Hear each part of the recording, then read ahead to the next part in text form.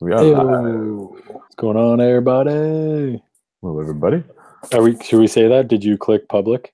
I did. I did. Okay, perfect. Public. Yes, it's Hello, live. potential. Live. But yeah, how's it going, everybody? Welcome to the Kick Punch Stomp-Cast Raw review Our review. for February 19th, because it's not midnight yet. So That's right. We're on this like super early right after Raw ended. So basically, this is a review of the gauntlet match yeah. and two other things that also happened. I saw somebody write Seth Rollins pretty much just put on two like pay-per-view 5-star matches in one night. Shit was crazy, man. Like I missed a good chunk of the Roman. But those two have like mad chemistry. So I had a feeling it was probably great anyways. They're always good, man. Like they just know each other really well, and like Seth brings out the best in them, I'd say. Yeah, apparently it was pretty killer, and not surprising. I'm not surprised they put out Roman first. Yeah, I wonder what that means. Obviously, and then they put up Braun last. But I thought it was incredibly ballsy decision to go an hour and a half, like go half of a show in one match. That was pretty fucking cool, man. It was. I mean, the whole point of the Gauntlets match was kind of pointless to begin with. Out of all these guys wrestle each other the night before, I guess, well, like 6 days before the pay per view. But I mean, that's the way to do it if you're going to do it. They really made it work. Like every other time they've done this kind of match, it always turns into basically what they did with the women, just a random 6-man tag at whatever. Just the Raw before. They made it count, man. It was cool. Like you said, Seth really crushed it, obviously.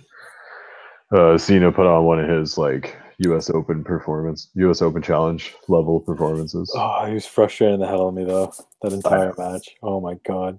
So many little things. Like the guy can't sell at all. No, he's doing his the latter couple years of Cena has been like indie superstar Cena. Yeah. Like he's wrestling like PWG matches on Raw. Okay. Like it's just like these spot fests, and he's just like getting all his shit in, and he's enjoying being a vet who doesn't have to carry stuff. He's just like, yeah, I'm gonna do a fucking fireman carry into a stunner. Let's just do this thing. He's just like, all right, sure, John, do your thing. Shit like that, and then just like his whole like when they did the countout spot, it was like they got to 9 and he did not move until the 9 count. All of a sudden he just jumps up and he's like fine to go in the ring. It's like stir a bit, man. Just sell it. What are you doing? It's like he's rusty or something right now. Like he's just not like in his groove. Like, cause Cena, he's a fucker. He can do this shit in his sleep, man. Like, but he's always been like that, though. It's kind of a weird time for him right now. Like, what is John Cena right now?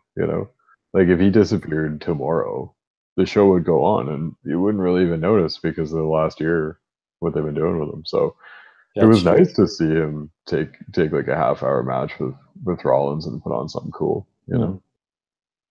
Yeah, no. Like I'm not like the match was great and everything. It's just little things.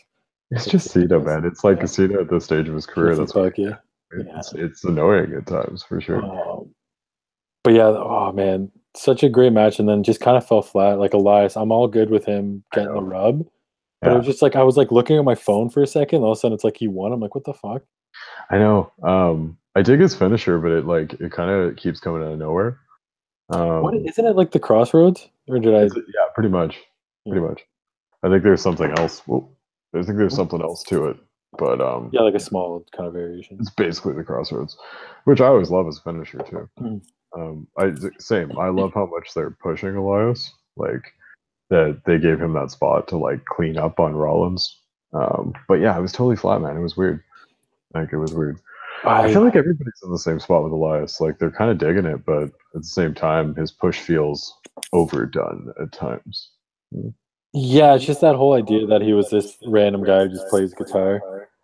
Yeah. And then he like I don't know. There's just something missing. I don't know what it is, but I like him as a character. I just think he's in an awkward spot where it's like he probably shouldn't be a main eventer right now.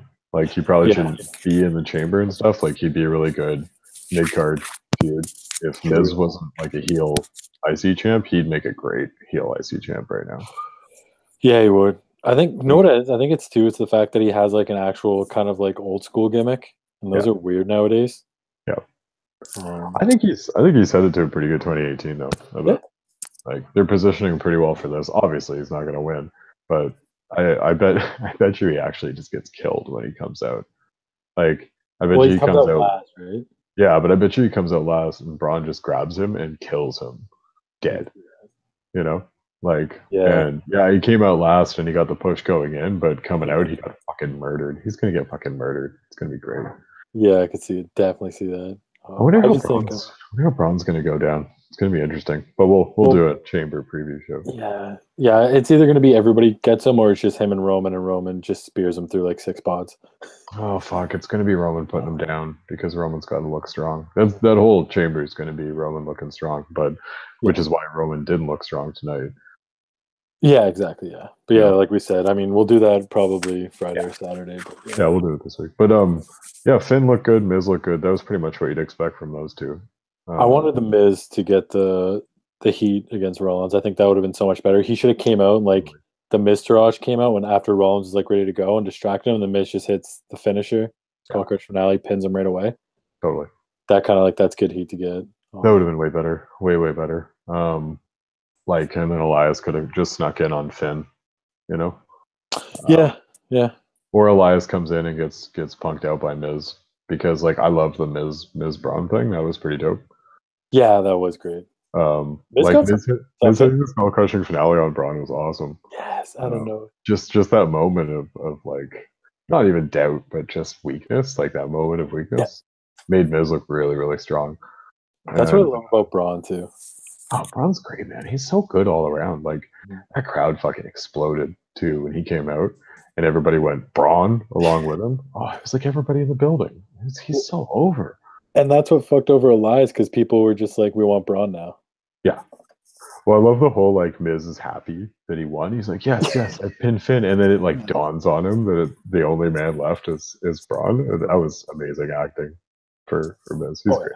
Well, I mean, he is the star of multiple Marine movies, so like five of them all to himself now. One thing I would say too, though, fucking Finn, though, it just sucks for him because you give Rollins like Finn could have been the same guy as Rollins was, just going the entire length, but to lose to one skull crushing finale, like I love the Miz, I love him getting that rub, but it's like fuck. See, the thing with these gauntlet matches is like somebody always looks like a bitch. Right? Somebody always is going to get bitched out, and like say even like Elias, like he comes in third against Rollins. If he doesn't beat Rollins, how much of a bitch does he look like? Rollins has been in there for a fucking hour. So true. Like if you go through 2 guys at once, the second guy looks like a total bitch. Like even Cena losing to Rollins after Rollins went 30 with Reigns kind of looks like a little bitch, you know? Yeah. Like there's significant losses and wins to be had with gauntlet matches, but I think they did it pretty well. Braun was the best dude to come out and just smash that thing to death too. Braun was the best. Best moment though is Rollins taking the crossbody, rolling it, putting Cena in the FU and doing it. That was like he should have pinned him there. That would have been perfect. It was really good. That was a great moment. Yeah, really good. But yeah, I loved how they took up like 2 hours of the fucking show with it, man. It was really cool, like really unique. Like Michael Cole mentioned, it was the longest match in Raw history. So 2 hours of wrestling on a wrestling show. Who would have thought? Shocking. Shocking. And then it felt weird because the rest of it, it was like they didn't know what to do with it. And they just kept kind of smashing shit out there, like that Bray Wyatt, Matt Hardy back and forth video. I actually haven't caught too many of those. I don't know why. They're awful. Keep stepping out when it's on. But that was really bad. That was really bad. They're always like that. It's just back and forth, and then you just laugh. It's really frustrating, man. Like, I see what you mean about like Logan Matt being a little. I got nothing for him anymore. He needs to do like compound stuff. I want some compound stuff, yeah. Well, they did just hire Jeremy Borash from TNA, who did all the compound stuff, right? Perfect. So maybe he'll go down and produce some shit or something. But know what I'm thinking? Him and Wyatt haven't had a compound match yet. I hope that's where this whole thing was going. It's gotta be it, yeah. What do you say? Maybe there's arguing between where it should be House of Horrors or Compound. No, I was saying, I bet you what happened, why the show felt like they didn't know what they're going to do is because they forgot that Raw was 3 hours. They thought it was only 2 like SmackDown. They're like, oh, fuck. We got another hour. The wrong booking team wrote the show. Fucking Road Dogg. Like, oh, we'll just put Asuka in the ring for a live interview. Oh my god, man. That was next, right? That was the next thing? Yeah. As we were talking about, we should actually like screenshot some of our chats from during Raw.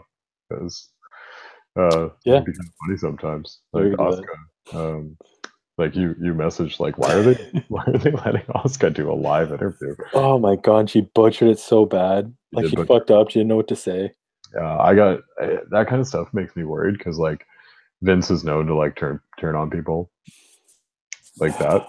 Yeah. Depending, just a promo or a match or something like that. Like he just kind of sours on people, and I hope he doesn't sour on Asuka out of that because that was just a bad production decision, man. Yeah, you gotta hope that he realizes that she just can't really cut promos right now in English, and she's gonna struggle. So just have her be silent and murder people. I actually thought she started okay, and ended okay, but she totally got lost in the middle. It was like she forgot her lines, and then 100%. Because I think kayfabe, they're not really talking about her and Nia having a match before. They're kind of pretending like this is like the first time again, even though it's like the 7th time or something. So you think that's what fucked up because she mentioned it and she was because she mentioned it in the middle. I think she kind of got lost and then just kind of like went and did a promo about like having beat her before. And then kind of like looped back and seemed to deliver lines again. But yeah, she totally got lost in the middle, man. It was a bad idea. Yeah. I mean, they did it with the Knock like a couple months ago, and then they just do it again. It's like same fucking thing, man. Like Knox language skills aren't really there yet. Just give him a manager if you want him to talk. If not, just like you were saying, have him point at shit and look like a badass. It would have been good too because like Nia broke up the interview. It would have been good if like Asuka gets like half a sentence out, and then Nia just jumps her, and then they have the same fucking thing. You just have her be like, Nia thinks she's tough, but I can kick her ass any day, and then Nia just attacks her right away. Exactly, and lays her out and stuff. And like we all know what's going to happen. Asuka's not going to lose in the fucking Elimination Chamber before Mania and blow a 2.5 year undefeated streak on fucking Nia Jax. Sorry, Johnny. But like, so it's just we're just killing time here till Charlotte's. So Asuka's going to look good, just the way it's going to be. But she did not look good tonight. That was not good. That was not a good thing. No, yeah. She could use a manager for sure. And I mean, what would be good, and I think this is kind of a more meta idea, is like some of these women could end up joining some of these stables that are forming. Like that's like a normal thing, right? Yeah. And so like say Balor Club, not saying Asuka, but someone like Charlotte or something would join Balor Club and kind of be all badass and shit. And then if Asuka would join a crew, she wouldn't have to talk, We're not going to even join the same crew. You could just have then it's just going to be bad, though. They're just going to do that crew. They're going to be kind ties. Depends. It could be like Chaos, one of the New Japan groups. If they're going like gang warfare, But yeah, in New Japan they would be good, but in WWE they're going to just butcher that angle. That's true. That's true. But Asuka's going to SmackDown, so I don't know. Get these guys. If she's going to SmackDown, then how's she going to win the Raw title? Are they going to just flip the titles? No, Charlotte's on SmackDown. Okay, but so Asuka isn't wrestling for Raw at Mania. I don't think so. No. So then, what's the point of this Nia Jax match? To kill time before they get there. What I read that they were doing was Asuka, Charlotte, and Nia, Alexa. So that's so weird. That's why they had Alexa, or sorry, that's why they had Asuka kick it on the decision, so that they could have her on Raw for another month. I guess I could see the logic in like if she beat Nia Jax, you would just be like, I just beat like the one like tough girl, like Alexa Bliss sucks. Yeah. Well, I think she's gonna be like, like I don't even think they're gonna like. She won't be like, Alexa Bliss, you're tiny and stupid. I want to wrestle Charlotte. She'll just be like, I want the ultimate challenge, and that's you, Charlotte. And Charlotte will like welcome it, and it'll be like this alpha match. Okay, yeah, I'm curious how they'll do that then. Asuka will have to go to SmackDown to build the match, right? Like, unless they leave her on Raw and then they do like a cross show feud, and then if Asuka wins, she stays on SmackDown, kind of thing. Well, I was just thinking if they're doing a Superstar shakeup, maybe they just switch the champions. It's just those belts are colored. You know? Yeah, they switch the champions and they switch belts. So you watch. They just trade. Yeah. They just trade belts. Yeah. It was actually the only thing I thought with those colored belts when they came out. I'm like, now they can't do like fluky brand switch stuff, like when they switched Batista and Cena that one draft and like threw the world heavyweight title onto SmackDown and the world title onto Raw. It was awesome. Yeah, I mean, yeah. Like I said, they could just exchange titles, but that'd be weird. Be funny as shit. Yeah. 2 new reigns just start. But yeah, I don't know, man. I'm waiting for Asuka, Charlotte, and everything else kind of a waste. I think Alexa, Nia is kind of lame too. I just feel like they're gonna have I feel like Alexa's gonna get squashed. Yeah, me too. Yeah, that's kind of sad after the year she's had. You know, I don't know. I feel like if they're not gonna do Asuka for the title, then they're probably gonna do like a multi-woman match again, like Sasha, Bailey. I don't know. I think that there's going to be a multi-match on, I think, each show, you know, like one for the women's, one for like the tags, one for a mid-card, maybe even 3 of them. So yeah, just which is which and which actually gets the spotlight, you know. Like I think Miz will get the spotlight, Charlotte, Asuka will get a spotlight. So yeah, I'm curious. Miz is going to be curious to see who they give him. They give him Finn, they give him Rollins. Finn, maybe Braun though, man. I'm still thinking it might be Braun. Well, they did kind of show like the Miz got in some offense against Braun. Yeah, no, and like that seems where the mixed match challenge is heading towards too. Is Asuka and Miz against Braun and Alexa? Yeah. Ooh, I like that. I know, right? I like that. Yeah. And then it seems logical. I don't know if you throw, and then you can throw Finn and Seth together, or you can throw Finn and Seth in there and make it a 4-way. I don't know. I like Finn and Seth just one-on-one because it's like a rematch of their Universal Championship match. But I just still feel like they should have a title. But yeah, I'd be pretty into it, man. Either way, like, oh yeah, no, 100%. It just seems like it would have that extra little like what AJ and Finn were missing. It's like kind of what, like, you know, they're going to put on a fucking great match, but it's just you want something to. Well, it's one of those like I'm the best matches. Yeah. They're both faces right now, so what's the heat out of it, right? Well, somebody turns. That's the thing, yeah. There's no real juice in that right now, so I don't know, man. We'll see how mid card shapes up on Raw because it's looking a little weird right now. Mm-hmm. After Fastlane, Elimination Chamber, it'll definitely start picking up. Hopefully, fucking better quick. Like maybe like the Raw after. Yeah. Aside from that, we're basically on like the main, you know. Well, we had just the tag team match. Bar and Titus Worldwide, which was like hilariously bad. What are they like? You have the Good Brothers, you have the Revival, you have 2 great tag teams, and you're gonna give Cruz and Apollo this match in the win. They're gonna like, what are you doing? There's gonna be pre-show. Hello, Elimination Chamber pre-show title match. Oh my God. Right?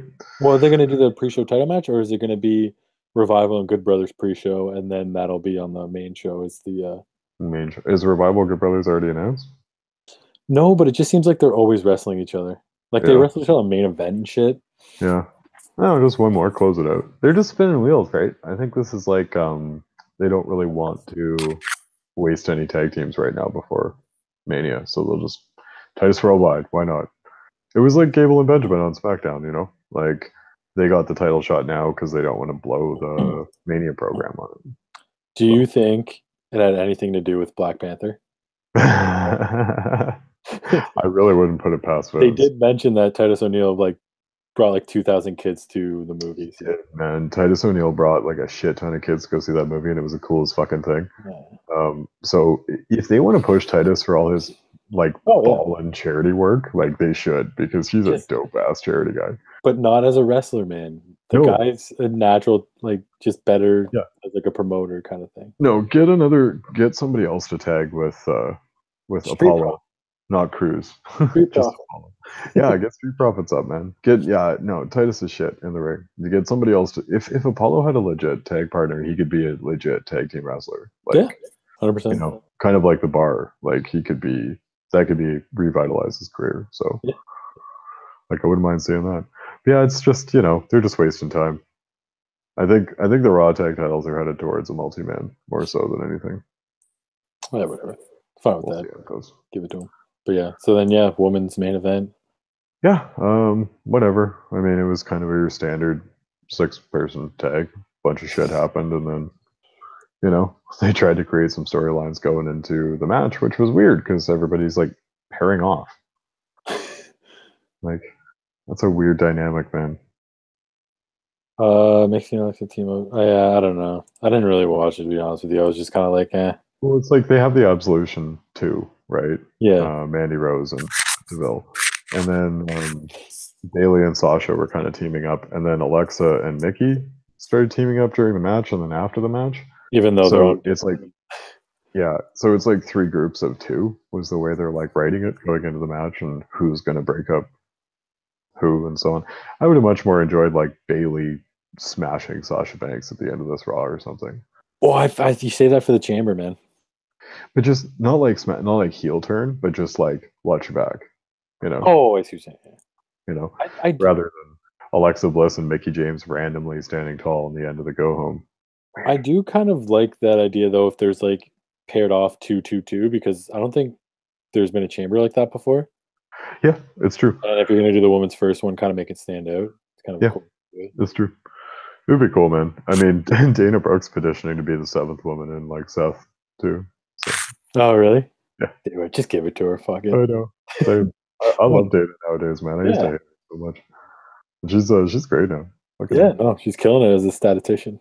Exactly. Analytics, man. Some of Corey Graves was killing it tonight too. He was saying like Titus doesn't perform well when it's over 50 degrees in the city that day and shit like that. He was like, it's 54 degrees today. It's 54 degrees, and they won. Oh my god. It's just the small things matter. Analytics, baby. Pretty weird and good Raw. Like, I enjoyed it, man. It was cool. It got me tuned in. It was like 2 hours of just pure awesomeness, and then it slowly just kind of just go down. But you were so high that it didn't hit too far. I was thinking like, about an hour or just over an hour, and like they should have done this an hour into the show, but I understand when they started with it too. I don't understand why they didn't finish with it. That's what I mean. Like they could have, but then you would have known that it would have been an hour and a half instead of being surprised. Not necessarily. I mean, I guess I see what you're saying. Yeah, it depends, right? It's like kind of a couple times where they're like, "Oh, we have to bump stuff. Sorry, like the match is running long." I always dug shit like that. I love when they do stuff. I remember something like that. Like a match was just running, and they gimmicked it like, "Oh, we'll have to bring you this other match next week because this match is still going," etc. Yeah. Okay. I see what you're saying. Yeah, that makes sense. Kind of. Yeah, the whole idea that they'd open the show and you're kind of like, "Well, what are they doing?" And then they just kept going. It was cool. And it hooks you, right? So I dig it. I'm into it. It was pretty good. I'm happy with something different, man. Raw gets real bland, so new, very new, good. Yeah. Awesome go home kind of. Yeah. It was fresh. Yeah, it was fresh. I dug it. I'm looking forward to it, man. I love Chamber. Chamber's fun. Chamber's fun, and I think they built it quite well on both sides of it. Like the man has a shit ton of storylines going into it. It's really good. Man, I know we know Roman's gonna win, but just Rollins getting that big match, like that big push. I don't know, man. 3 years, buddy. 3 years. I know, but it's just they're really going on Rollins here. 3 years. We've been building to this for 3 years. It better happen. I'm picking Rollins. I'm just saying right now. I was thinking this morning about putting actual money on Roman Reigns on one of those bets because, like, I can't think of a more sure bet right now than Roman Reigns winning this and going on for Brock. Unless they do a screwy one where it's like they pin each other and then it's like, fuck that. No. Roman goes over strong. Roman goes over Brock strong, and we end this fucking thing. I think what they might do is Roman wins, but then Seth is like, give me another shot. You can't beat me 1-on-1. Put your shot on the line or something. I don't know. I could dig that, like the Raw after Chamber, and then it puts over Roman even stronger. You got a few weeks to build to Mania, so yeah. And then Brock shows up. All they have to do is stand face to face, man. Like that's a really easy build. Like Roman kind of alluded to it tonight, where he was like, "I had him beat," and then Seth came out. Dan, he was losing. He got F5. I know, but that's the revisionist history we're starting with now. It was really funny. Did you see Roman? Did you see Roman's promo? No. He was supposed to be talking about how he had Brock beat until, and he Seth's music was supposed to hit like just like it did in the WrestleMania match. Yeah. But Roman paused like a second early, and he like reacted as though the music hit and it hadn't hit yet. And it was like it's really awkward. Then the music hit, and then he was like, "Oh, yeah, that's right. That's what I was reacting to." The thing that just happened. I'm gonna have to watch that. Roman, man, that's awesome. Like it was scripted well. It was scripted well. The guy just missed the button. The guy just hit the button, missed it, and hit it again, and then made Roman look like an idiot. That's hilarious. Yeah, but yeah, pretty good Raw. Looking forward to the Chamber. We'll do a Chamber show and all prepped up for that shit. But yeah, other than that, I guess you'll see us tomorrow for SmackDown review, and then hopefully every day after that, try to run some. We'll be on every kick punch lunch, baby. It might be kick punch late lunch because I got to work till like 4, but kick punch dinner. Yeah, early. Yeah, but anyways, what is there, bud? All right, thanks for watching. Tomorrow and then every day afterwards. Yeah. All right. Happy KPS. Follow us at Kick Punch Stomp. Kick Punch Stomp. Yeah, like, share, subscribe. Peace. Happy KPS day. Peace. Happy KPS.